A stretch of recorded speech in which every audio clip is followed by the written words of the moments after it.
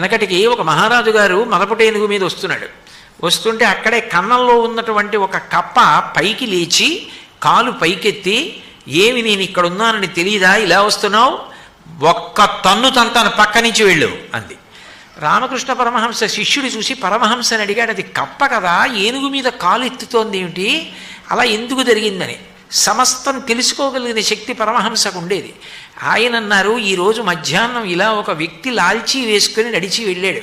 ఆయన లాల్చీకి కన్నం ఉంది, అందులోంచి చిన్నది కనుక గుండ్రంగా ఉంటుంది కాబట్టి పావలా కాసు జారి కింద పడి ఆ కన్నంలోకి దొల్లి వెళ్ళింది. ఇప్పుడు కప్ప దగ్గర పావలా ఉంది, అందుకని అది ఏనుగు మీద కాలెత్తింది అన్నారు. అహంకారం అట్లా ఉంటుంది, ఏదో ఒకటి అడ్డు పెట్టుకుని అహంకారం. అహంకారానికి నాకేమీ లేదండి, నాకు అసలు ఇలాంటి పట్టింపులు లేవని అహంకారం. అహంకారానికి కారణం ఏమిటి? అహంకారానికి ఏదో ఒకటి అడ్డు పెట్టుకుని అహంకారం.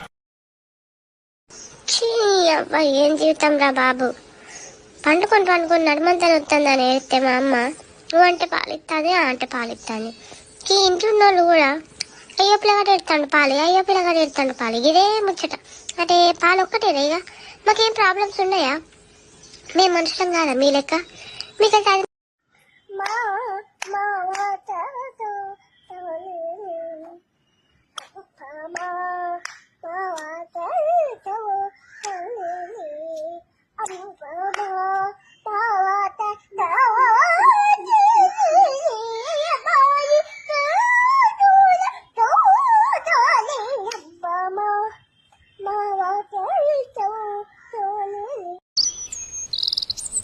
ఏంట్రోయ్ మౌనంగా అలా ఉన్నావు, ఏదో ఒకటి మాట్లాడు.